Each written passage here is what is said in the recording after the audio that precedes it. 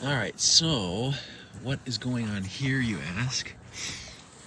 Well, I'm gonna chalk this up as a mistake that I will not make again. So, my in-pond filter, the AquaGarden 600, is literally entombed in ice. Amazingly, it's actually still running. I had to chip all this away.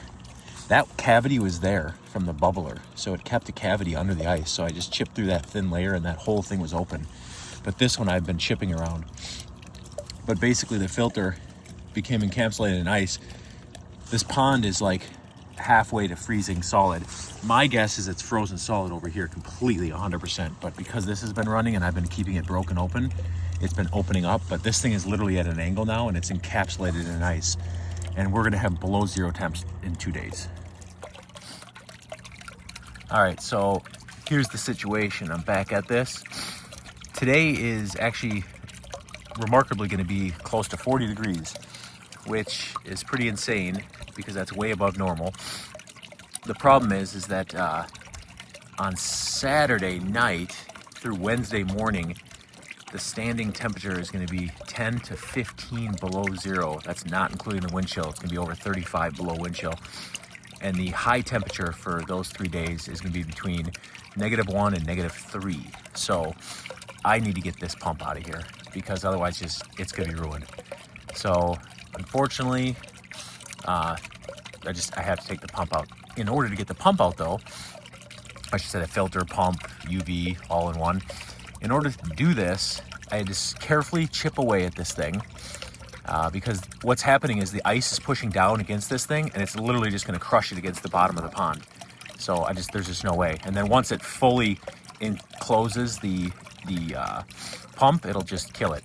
So I have to unplug it and then hope it doesn't become a iceberg. And then I'm just not going to do that. So the problem is that I've been chipping away over there, and there's the cord right there. It's encapsulated in ice. So what I need to do is use this heat gun and slowly melt that ice away so I can pull this pump out of here before this pond is most likely to get darn near frozen solid. I've seen a few little minnows and stuff floating around dead, unfortunately, just because this water is only 26 degrees and it's just too cold. So the pond for wintertime is not ever happening again. I'm not doing a pond in the wintertime. Unless I do some sort of like cover on it, greenhouse type cover or something, which I may end up doing one day, but I'm not doing a pond just out in the open like this because this pond's just too small. If it was a huge pond, it'd be different, but I will revisit this video when I get this done. There's the progress right there so far. So that one's almost out. There's actually 3 cords there. One's for the actual pump, one's for the UV light, and the other one's for the other pump I have in here for the waterfall. It's down in the water still, not plugged in. So I'm slowly trying to chip away at this, but I don't want to cut into the cords.